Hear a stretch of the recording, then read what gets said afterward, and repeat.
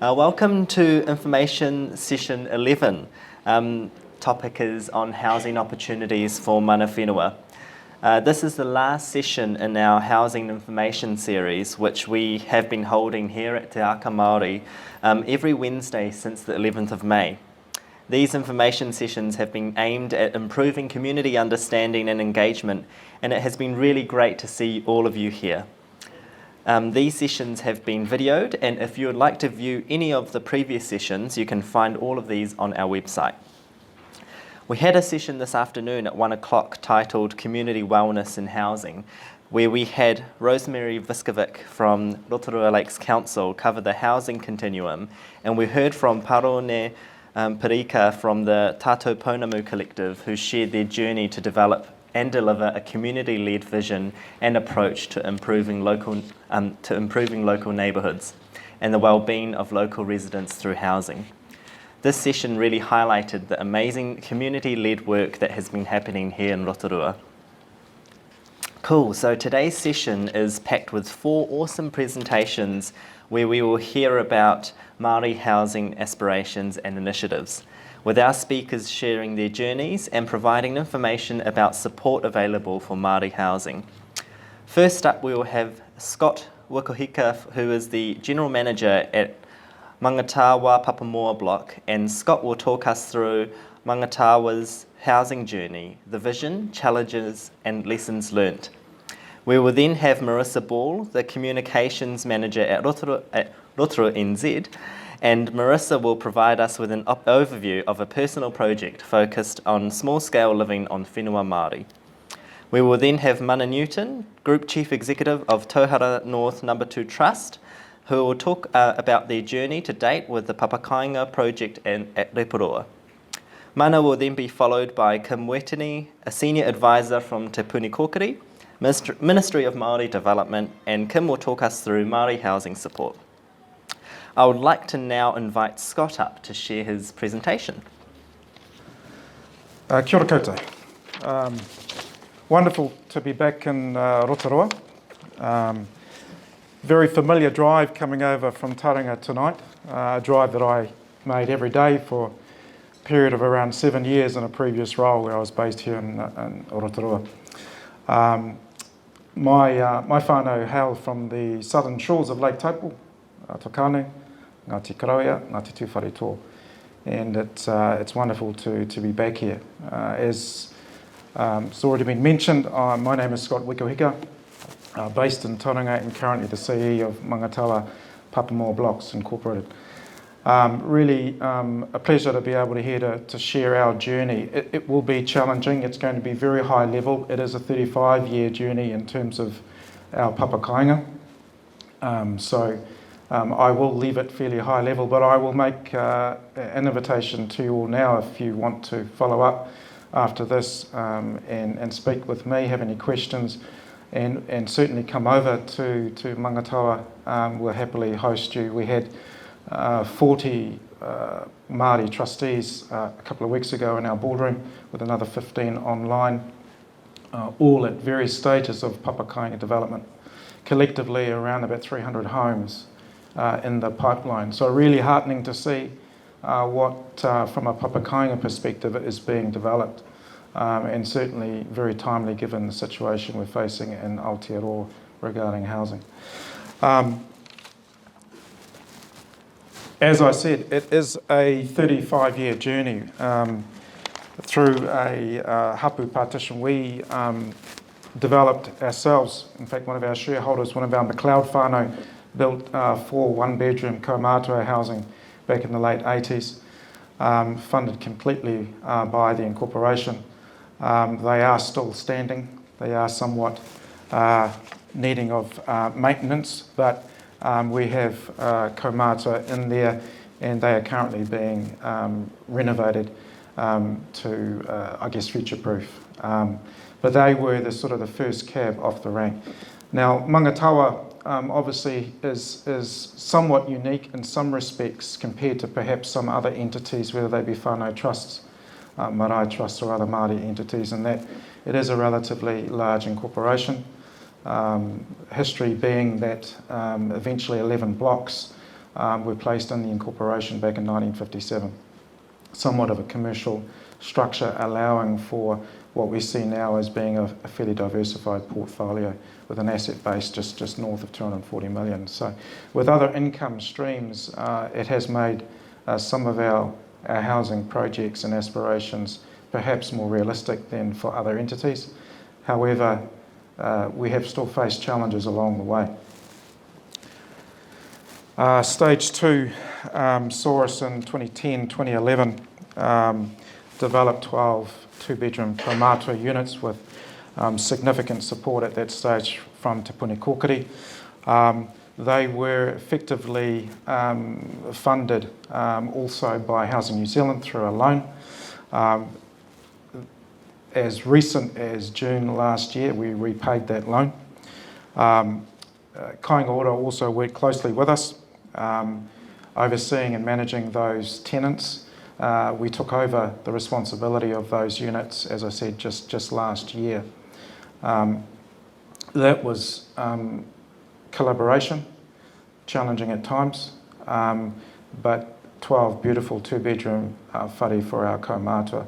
And they've come together now and really developed, all 16 now, whare. They've really developed a group where they're starting to own their role in their community.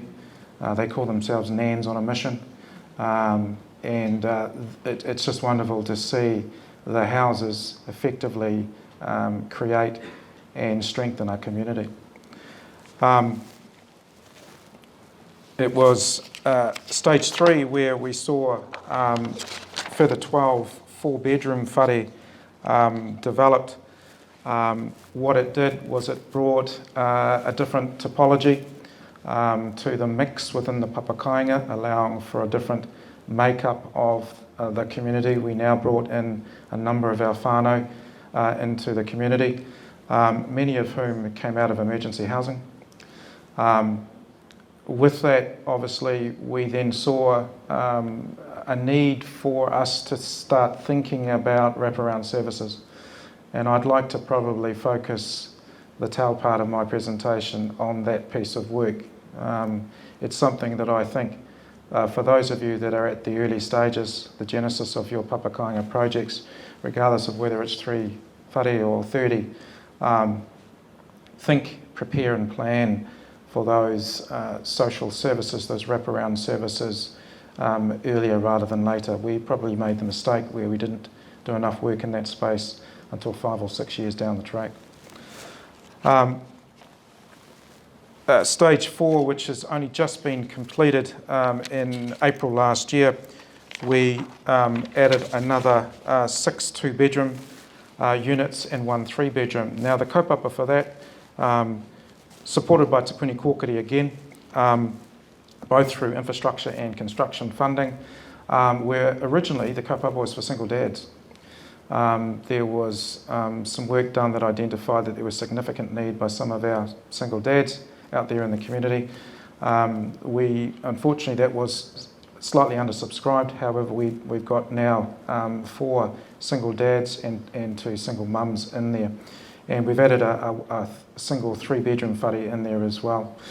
So effectively, it's taken our stock up to 35 rentals. Along with the mixture of topology, we have a mixture of tenure there as well. So we've actually introduced some LTO. So we have 6 LTO in the papakāinga itself, with a further 2 to come. The construction will commence in the next couple of months.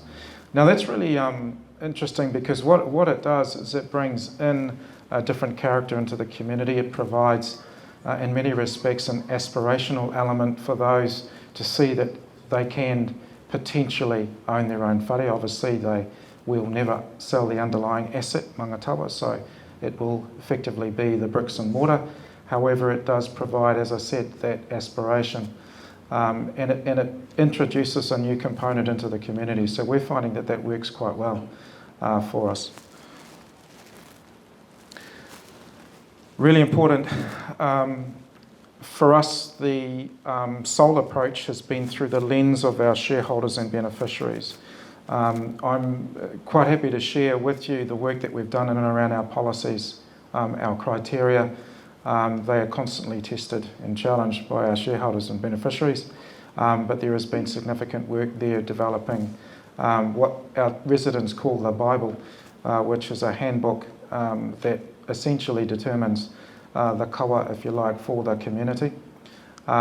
Really important that everything we do and everything you do is through the lens of what is going to serve the interests of your shareholders and beneficiaries, your hapu members, etc., your whānau. We perhaps, once again, somewhat of a distinction is that we are a CHIP, we are a community housing provider.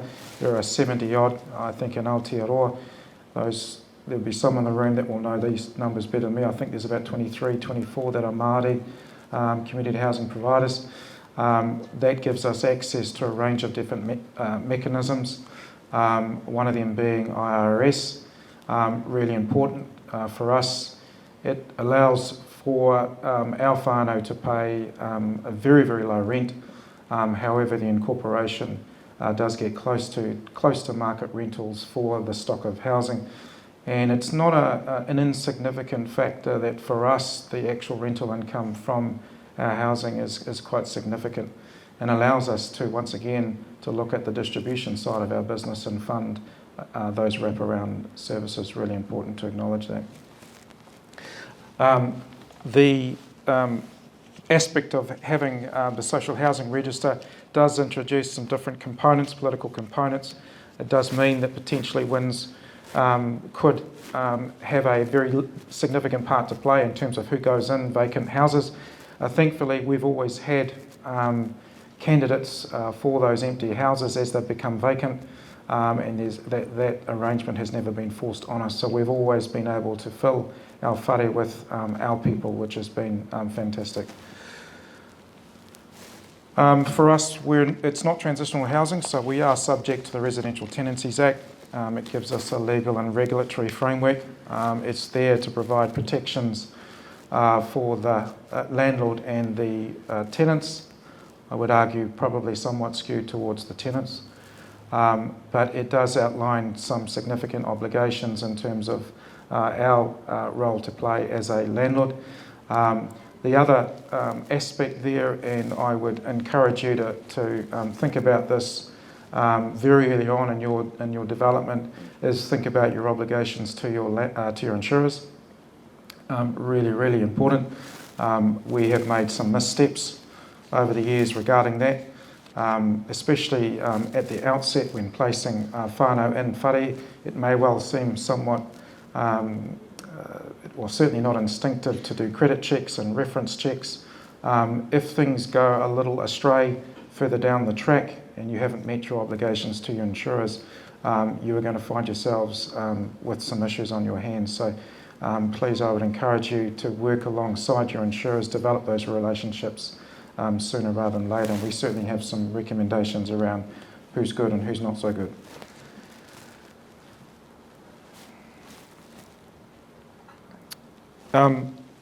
For us, as I said earlier, it was very much about looking at this provision of whare to our shareholders and beneficiaries through their lens, and really establishing a clear kaupapa in terms of what the aspirations were for us as an incorporation providing housing. It wasn't just about bricks and mortar, it was about developing our community. They have their marae on site, Mangatawa, Tamapahore.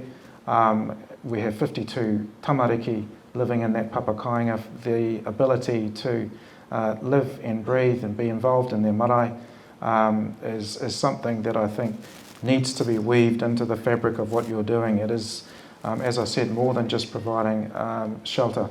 And so if you can work on those strategies sooner rather than later, so that you have a clear rationale and a clear premise on which you're providing it, the housing, I think that really allows you to work through challenges and issues as you are likely and inevitably going to face at some stage. We have now, once again, probably somewhat fortuitous given the, I guess, the size of the portfolio, we have invested in a dedicated housing team. We do have, as I said, a kaupapa where we have prioritised need for our whānau who've come into the housing. Without going into specifics, it does mean that many or some will come with some fairly deep-seated issues, sometimes bedded in historical trauma, which will manifest often in various challenges that you are going to have to decide right from the outset as to what level of provision you go into. For us as an incorporation, it's been an ongoing question that the board and I have been asking ourselves in terms of our original 850 shareholders back in 1957 charged us with the responsibility of developing our blocks with a clear commercial imperative. However, when you make the decision to provide papakāinga, you need to really understand what level of service or social service provision you are going to make. And so we've now developed a team. We will have 2 more FTE come on board in the next month that are dedicated to providing those wraparound services. So we're quite fortunate to have them. What COVID has done over the last 2.5 years is that it has, I guess, uncovered just the amount of support there is out there. And so certainly where we've made the decision to be more of a referral agency as opposed to providing directly the services, we've tapped into different agencies, whether it be DHB, iwi, PHOs and so on and so forth, and our whānau are accessing those services directly.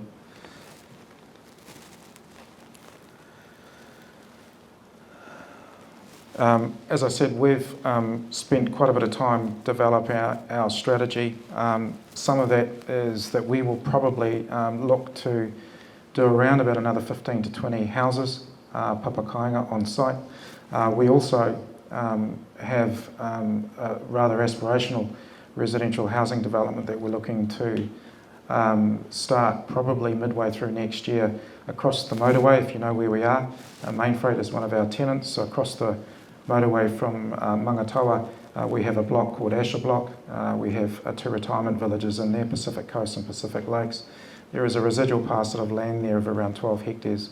Given the density and zoning, we're looking to build around about 375 to 400 homes. Once again, a mix of topologies. That will be more of a commercial development with, if you like, a ballot system, right of first refusal for our shareholders and beneficiaries, but it will be open to the community as well. So really important to develop your strategy, develop clear principles as to why you're doing it. Bring your shareholders, your whānau, your hapu members along with you so that everyone's on board, and that's certainly aided our journey. I would suggest for those of you that are at different stages of your developments, really invest in the relationships. We've got wonderful relationships with Te Puni Kokiri, various members of the team. Lately, getting very close to MHUD. We've worked with Wayne Knox at Te Matapihi in terms of the advocacy. And council, as much as you possibly can. Obviously, different councils, different jurisdictions will have different policy settings. Really important to start understanding just what they are. Many of your challenges may well come from that domain. We've been fortunate to engage with a number of consultants, contractors, specialists from a very early stage who are now fairly experienced in the realms of papakāinga development, and so we've maintained and invested in those relationships. The other piece is the banks. I'm not sure where you sit on this. I'm a little bit frustrated that banks haven't come as far as they should have when it comes to certainly whenua Māori, and I say that having been one formerly. You do need to get alongside, certainly, whether it's from an entity's point of view in terms of getting the level of funding, support, access to capital that you require, but even more so from your residents, from your whānau in terms of that financial education, that financial intelligence, making sure that they're putting together a whānau package, a shareholder package for you. Many of your entities will probably be sitting in what we call the retail network, the sort of never land of, you will be sitting in branches. Often the relationships in terms of the internal running lines within banks mean that the relationship tends to follow debt, and if you don't have debt, you'll find that your entity will probably be sitting in the branch land, which means you won't be relationship managed. You may have a mismatch of products and offerings, and probably, and it's no fault of the staff, they probably will not have an understanding of your organisation, who you are and where you're wanting to go. So I would jump up and down early in the piece to make sure that you're sitting in corporate and institutional, making sure that you are getting relationship managed, that you have the various touch points across the bank that you need to make a project of whether it's 3 homes or 30 homes viable. It may be that bank debt is going to be part of that mix. For some of you it may not, but either way I think there's benefit in having a strong banking relationship. So start that sooner rather than later. Look, that's it from me. As I said, a bit hard to squeeze 35 years into 10 minutes, but I'm certainly here afterwards, happy to host you over at Mangatawa. We have had a number of different groups, and it's just really heartening to see that we are seeing more and more of this type of development coming through the pipeline. So if we can help in any way, we do have a range of different we've got a tenancy management contract for another trust that have come in, and we have umbrellaed their application. We actually manage their papakāinga for them. There are a couple of other entities where we have umbrellaed their application to provide that level of support. So there are different ways that we can certainly support. So I'm happy to have that conversation. Okay, kia ora. Thank you so much for that. I'd just like to let you all know that we'll have a question and discussion session at the end of tonight's session. So just so that we can get through quite a few of these presentations today and give acknowledge all the time and effort that's been put into everyone's presentations tonight. So if I can ask Marisa to come up to talk about her presentation. Kia ora koutou. Ko Marisa Balle tōku ingoa. He uri no ngā ngāwha o te whakarewarewa me te maungi pāhu ara ko Tarawera. Kia ora everyone, I'm Marisa Balle, I'm tūhaurangi. I live in Ngāpuna, and I believe I have the best view in Rotorua. I get to wake up every morning and look at my marae, Hinamihi. The land on which I live is where my great-great-grandmother was born, and my grandmother and my mother. So daily I feel really fortunate to be able to have a connection and be with my land. I'm here today to share my journey and my whānau's journey around how after probably 50 decades we were able to reconnect with our whenua and bring some life back to the land. So for those of you that don't know, Ngāpuna was rezoned and it became an industrial area, industrial/residential. So my whare next to my marae is in amongst an industrial environment. So I guess how our journey started was all about stories. So my kuia, she loved Ngāpuna. She was born there next to our church on Church Road, and she would often share her stories with us around how Ngāpuna was a wonderful playground where they raised all their children, and as a village they all lived and loved one another and lived really closely together. They lived in between Ngāpuna and Whakarewarewa, and then would often go out to Rotorua to Tahike, where my great-great-grandmother was from. So in the beginning, it started there with these stories. So whilst we didn't have a presence at Ngāpuna for decades, we always knew that we had a strong connection there, and it was a much-loved place for our whānau. Decades later, I guess, when my whānau, my mum and my siblings started to move back to Rotorua, we realised we needed more houses and we were growing. And so I started to explore a land that our whānau owned, which belonged to the Hamiora whānau along Church Road, and the whakapapa and the legacy our whānau had to that whenua. And what was really interesting, which was, I guess, uncovering that when my great-grandmother went to pass on her land shares to my kuia and her brothers and sisters, they had a lottery, so they put all of the land blocks into a hat. They drew the land blocks out and gave them to their children. And that was their way of ensuring that the land wasn't, it didn't splinter too much, I suppose. So they wanted to ensure that the children had an interest so that they could do something with the whenua.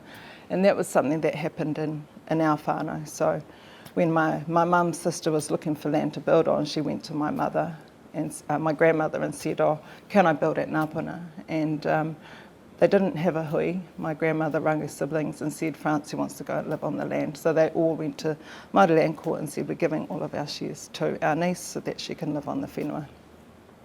Fast forward 30 years and no one had developed anything, and I did the same thing. I went to my auntie and said, "Auntie, is it okay if I go to Ngāpuna?" And it was a yes, and then from that point on, I guess the most important thing for us was to have conversations with one another, and just to ensure that it was okay, because if you understand the dynamics around multiple ownerships, it's not easy. So it was really important that we started right at the beginning to have those conversations, but also acknowledging that, you know, that I was a niece and that I had to allow my aunties and uncles to have those conversations across the whānau and other owners on my behalf. Sorry. So that's my kuia. That's Rangikahuawi Hamiora. And she married my koro Wiramu Skipwith. And that is her at her whare in Ngāpuna, where my whare is now.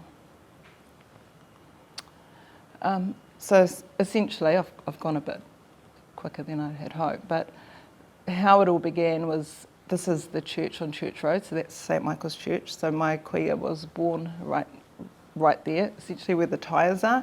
It looks a bit sad at the moment, but that is the state of our beloved Church Road, I would say. And right next to the church is the urupa. On the right here is our block of land where I now live. And then next door to that is the Nuri whānau, and then the Tapiata whānau, and all the Hamiora whānau. So we also really took the time to focus on the whenua and the history of the land to guide us in terms of what we were going to do. So the stories told us that there was only ever small whare on the land, and so that kind of sort of set the direction for how we would approach reconnecting with the land. And I guess for myself, I don't have my personal aspirations to live and own a really big house. So I like small. I've always liked small. It works for me. My kids have grown up and left home, and I can actually live in a small whare. And so that resonated with me straight away. And I thought, okay, I want to live small. I want to have a small footprint on the land, and it will kind of continue with what was there before me many decades ago. This is 2 years ago, so this is what the land looked like when we went and started clearing it. So we cleared it all by hand, and that was another part of the journey that we wanted to sort of pursue, was actually getting on the whenua and clearing it as a whānau. And this is one of our whare, and that's a Scandinavian Nordic pine cabin, and I'm part Danish, so it's all sort of part of that, you know, having part of that whakapapa with me as well. And that's my dad and my brother and my partner and the kids sort of preparing the land, and you can see the urupa in the background. And that's our two whare now, and the view from our door, we can see our marae. That was a couple of years ago. It's still a work in progress, and I think it always will be. And the temporary nature of the way we live, I believe, ties in with the whenua, because I don't think there should ever... My view is that having a less permanent solution for now is not the right way to go about it, because I'd like to think that future generations can make decisions for themselves and their whānau when it's their time. So I've come to the end of my presentation, but so I guess the key learnings for us was were really to have the right intentions for the land, not for what we may have necessarily wanted. So it was never about a house, it was about what is good for the land and how does that align to how our tupuna lived on the land, and how can the way we live on it now continue the legacy for future generations. And so for us it was more about having a solution for now, with the view that that might and probably should change in the future. Knowing the history was really important, and not just the history of the whenua, but the history of our whānau on the whenua, and all the dynamics and even raru that may have occurred over the years prior to us coming on board. Proactively engaging was really important. So there are other owners on the block, and so we just every step of the way kept whānau informed, and that it needed to be that way. It's a mana enhancing way, and I think it's the only way. And accepting that not everyone may be happy with any decision, but just kind of trust the process and trust that your intent, if it's right and it's about the whenua, you'll be okay. And that's it. Thank you so much, Marisa. I'd like to now invite Mana Newton up to talk about their papakāinga project out at Reporoa. Kia ora whānau, mihi atu kia koutou katoa ngā rangatira mā, ko Mana Newton tuku ingoa, no te iwi o Ngāti Tahu Ngāti Whaoa, me te iwi o Te Roro Te Rangi, Te Aroa katoa, nō reira mihi atu kia koutou, ki te mana whenua, ki konei, Ngāti Whakaue, ki taku hoa a rei, me tō whānau, mihi atu kia koe te rangatira, me te mana whenua tēnei rohe, nō reira, mihi atu kia koutou. So, Mana Newton's my name. Born and raised in the beautiful metropolis of Reporoa. If you haven't heard of Reporoa, you haven't lived life. So we're part of an ahu whenua trust. We have an ahu whenua trust out there called Tauhara North. For those that don't know, we're into geothermal, farming, tourism, now housing and other things as well. And we are probably at year 1, where Scott and Mangatawa are at year 35. And so we're sort of just starting to plan and to look around what does papakāinga look like and how can we start to develop a framework now that can support our whānau.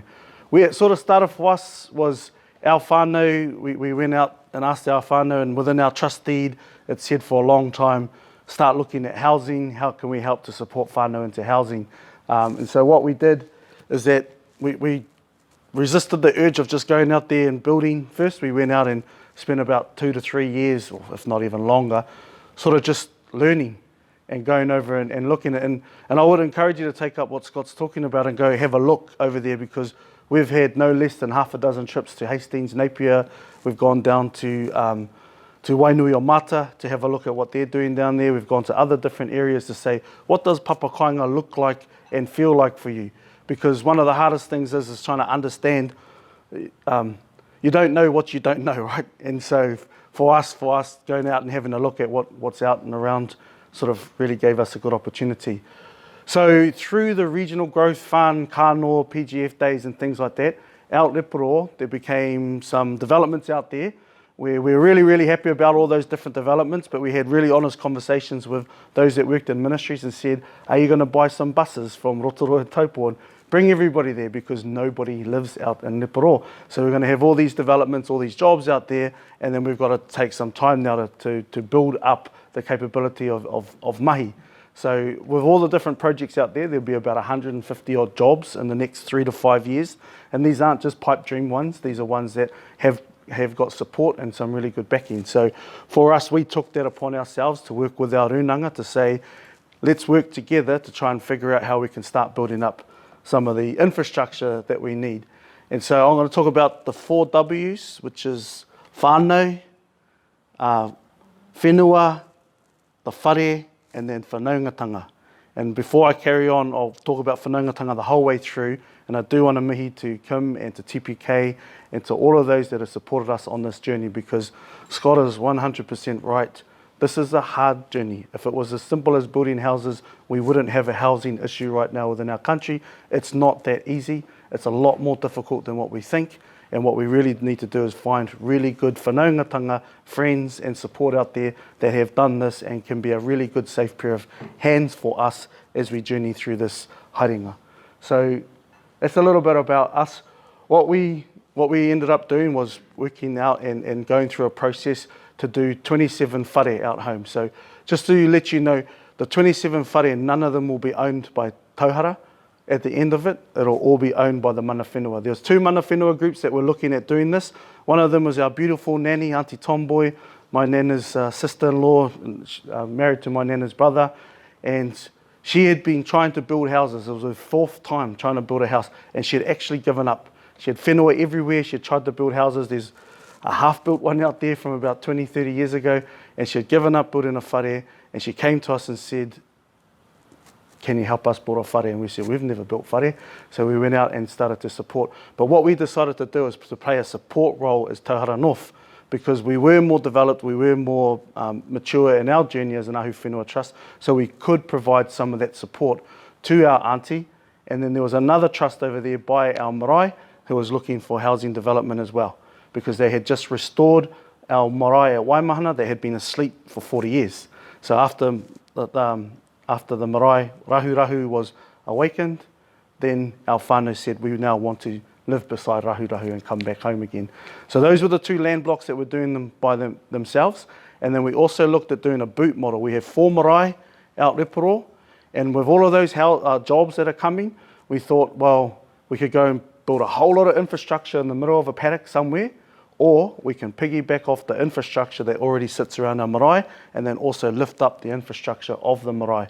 So it was a no-brainer for us to focus on the marae so that we could help to build up that region. Once you build up your marae and the infrastructure around there, then you know you can build further after that. That's our marae's problem in the future. We just hope to build up the first stage so that they can help them to be able to establish housing around our marae, which, you know, for us in a rural area, it kind of makes a lot of sense, right? Instead of just, hey, we'll pick that paddock and we'll put all our infrastructure there. So we started with a boot model for our marae. Our marae have no money, and we understand that.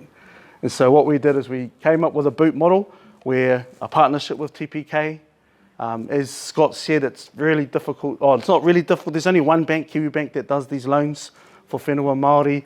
And so to stop our marae having to go through that and then go through all the rigmarole of that, we also chipped in some money alongside TPK into a partnership. And then what we're doing is we're holding them over a 15-year boot model, where at the end of that 15-year period, we'll give them back to our marae. It's my hope and dream that it's not 15 years. It's not a matter of we've got to make money back over that 15-year period. It's more so that we can work together as our marae, build up our community, and then our marae will build up that capability to be able to take over the management of these whare. Scott mentioned earlier around building up things like chips and other things like that that do support this. We've decided that with 27 homes, it's not quite enough scale to have the property management and the chip and the maintenance management all in the same location. So we will have to outsource a lot of that. And we're not actually against that, because it's really hard to go and tell your whānau they have to pay their rent on time. And sometimes it's good to outsource some of those very difficult procedures. Kia ora, auntie, can you pack your bag? No, that's not going to happen, right? So it's a lot easier sometimes for us. And plus, again, we don't have the scale to be able to actually manage that. And I think one of the lessons that I've learned through this whole thing is just put your hand up when you don't know stuff. Because sometimes we think we know and we just don't know, and it's okay to not know. Just go out and find the people that know. And again, that goes back to the whanaungatanga. So again, we've got active partnership, Te Puni Kokiri, ourselves. I will talk about the councils, because another reason why we stayed beside our marae in a rural area is because zoning issues in rural areas for papakāinga is extremely difficult right now. Now, both councils, Rotorua and Taupo, are going through a process to change those legislations and to determine papakāinga. And there's been some really innovative thinking, such as creating a zone around marae, calling that zone papakāinga, and allowing that zoning to change where you can do intensified housing. Those would be all really, really great innovative ideas, because if you go to an open paddock, like I said before, the compliance and it's a lot different, right? because it's just a really unique thing in a rural area to now smack 27 homes in one location in the middle of that, and amongst of all the farmers and the gumboots and the cowboys and stuff like that. So that doesn't necessarily work that well. So that's been a part of that journey.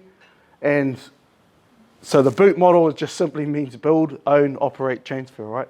So we support the building. We also realise and recognise we can't build houses. These hands are too pretty. They're for typing, not for building.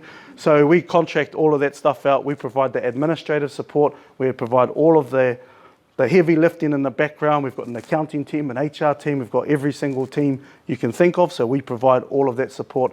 We outsource everything out to contractors who know what they're doing. We'll build them. Like I said, we'll own the ones at the marae. When I say the word own, it's not the word own in a Te Ao Māori context. It's really more like own and manage and look after and to support. And one of the key things to owning that marae as well will be us to build a community rule around what does that community look like, and have that community rule be whānau led, as opposed to this is how you have to live. The whānau can decide. Well, how do they feel about drinking? How do they feel about parties? How do they feel about that stuff? Let the whānau and the community decide those things. And if they make the wrong choices, then we'll decide for them. But so obviously at the end, then we just operate these things. When we operate them, we work with Te Puni Kokiri right up front, because they've got really, really good models on how to manage the budgets to a T. And it's really just following those instructions as we operate along. There's enough budget in there to make sure we take care of management costs, that we take care of insurance, rates, maintenance. Everything is in the budget, and it's just really up to us to collect the rent and follow the path that we've put in place. So that's the operational side. And then again, our goal is to build up the capability of the marae, step back over time, and then that becomes a future funding avenue for our marae. And then that can also support their future goals and aspirations about papakāinga. And again, I've put up there 15 years as a transfer, but again, it's more of a kaupapa Māori period of time where whānau can build up that capability, and at the right time, we'll step back and allow them to carry on. Here's a picture of, if you're driving by Mihi Bridge, that's the Mihi Bridge one. Yep, just getting my bearings right. If you're driving by Mihi Bridge, first and foremost, stop off and do some manus. It's a great place to do manus and learn. I grew up right beside there. Over here, we're looking at the marae, some developments in the paddock beside the marae, which are those, the blue buildings over there. And then the developments, so one portion of them will be for kaumātua, and that'll be 2-bedroom units, and the other one will be 3, 4 and 5, and that'll be for family units, and that'll be 7. And so all of the other marae will have something similar, but they'll only have the 4 kaumātua units. They won't have the additional housing afterwards.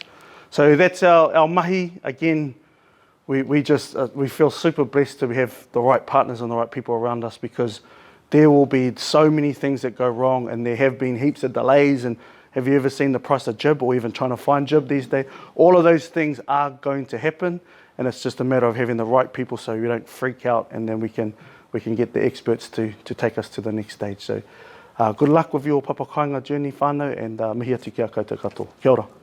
Ngā mihi mana, thank you. Now I'd like to invite Kim Wetini from Te Puni Kokiri up to talk about the housing opportunities for mana whenua. Tēnā tātou katoa, ko Kim Wetini tōku ingoa, he uri ahau no te Tairawhiti whānui. I'm a senior advisor in the Rotorua office and cover Waikato Wairiki as the housing lead. I'd just like to take this opportunity to congratulate all of the previous speakers and their developments that they have, their journeys that they've taken, and it provides those of you that haven't started on your journey yet an idea about how challenging some of this can be. So I'd just like to extend a mihi to you all and a bit of a clap. Kia ora. So we're happy to be here as Te Puni Kokiri, the Ministry of Māori Development, to provide some information around housing support and the housing opportunities for mana whenua. So mihi ana ki a koutou e te mana whenua, anō hoki ki a koe, Fletcher, nau tūwhera tēnei hui, me te whakahaere o tēnei kaupapa.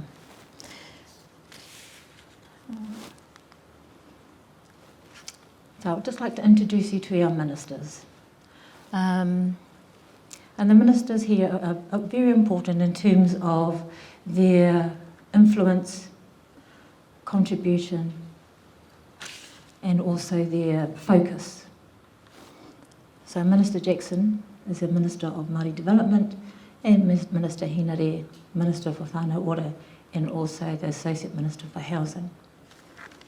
So I'm just going to take you through some of the work of Te Puni Kokiri and our focus. So we are the government's principal policy advisor on Māori development and wellbeing.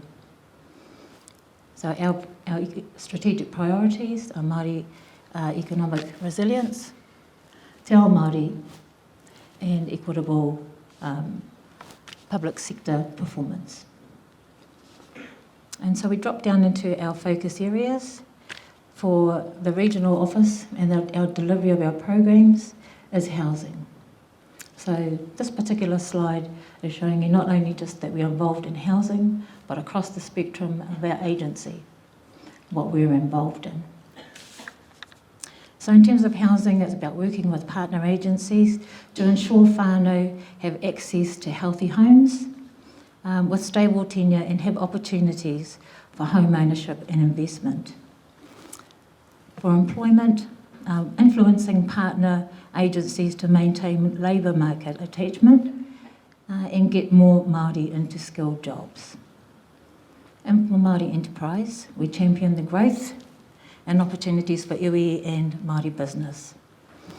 So through the delivery of our programs of Māori housing support, cadets and so on, this is how we meet our focus areas. So there are other policy areas involved under Te Ao Māori, and of course for Whānau Ora and whānau-centred approaches. Okay, I'm just going to refer here.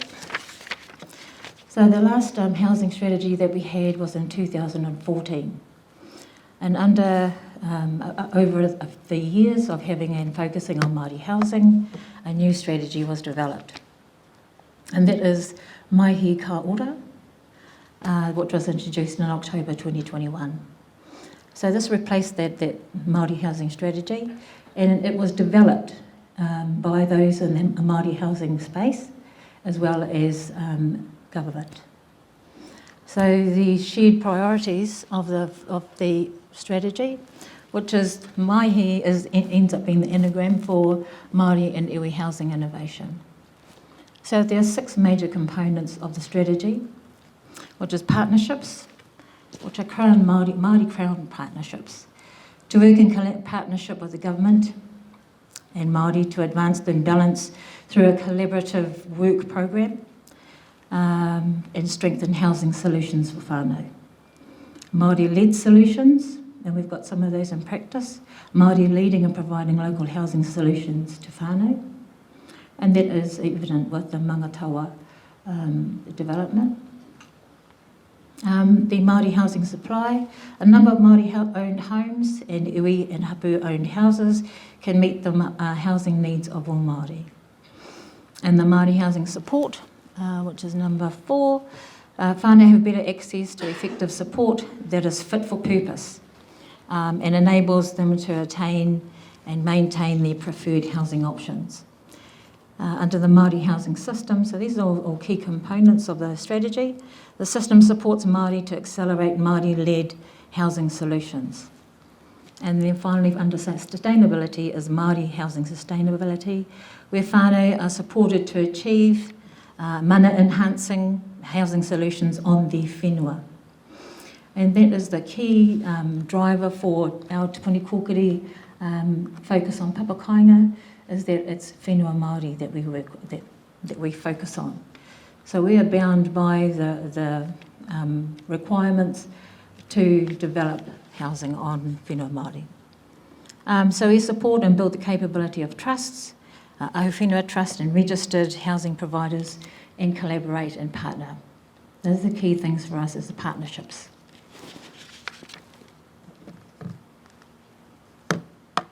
And this is where we have fit in terms of the Māori housing network across the Māori the housing strategy continuum.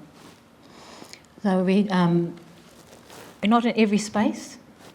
We're in private ownership repairs, new houses for papakāinga. And this is more not the large-scale papakāinga, but small-scale papakāinga. And then we're, through one of our programs, building financial capability and capacity, support whānau to have aspirations in all of those areas across the spectrum.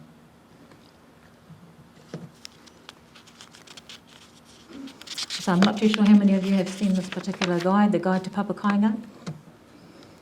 So this is more or less our Bible when whānau come in to talk to us about their papakāinga aspirations. And we will go through we'll go through and talk about what the whānau aspirations are. So through all the previous presentations, they have been focused on whānau, whenua and whare. Those are the key things that we talk to whānau about in ensuring that they have the capability and capacity in each of those key areas. Oops. This is the overview of how we see papakāinga and giving some time frames.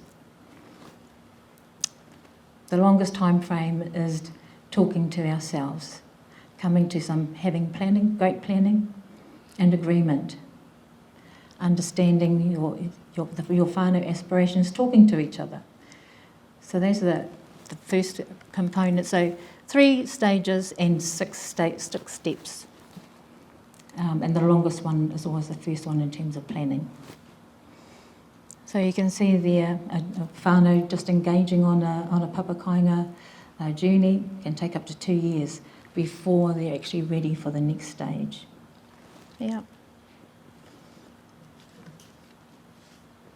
So at the particular stage of talking to whānau, our papakāinga are 3 homes or up to 12. And that gives you an idea of the stock that we can be discussing. How many whare? Talk to yourselves about how many whare that you want. Decide on the tenure, what standard of housing. Papakāinga housing doesn't have to be the same, but it certainly helps when you get to the design stage. When we're talking about whenua, so it's key to note that you know about your whenua, you understand your requirements as trustees, your legal and governance requirements and your trustee engagement. That's who we would engage with first as the trustees. Building the capacity, ensuring that you don't have any debts amongst the whānau, and your any lease agreements. And then finally, when you get to the whare, to the build, our infrastructure is fully funded. There has been a question around project management, and project management that we cover is managing the project where there is a build going on and the installation of infrastructure. And you can find us at that address. That's all for now. Nō reira, tēnā koutou, tēnā koutou, tēnā tātou katoa.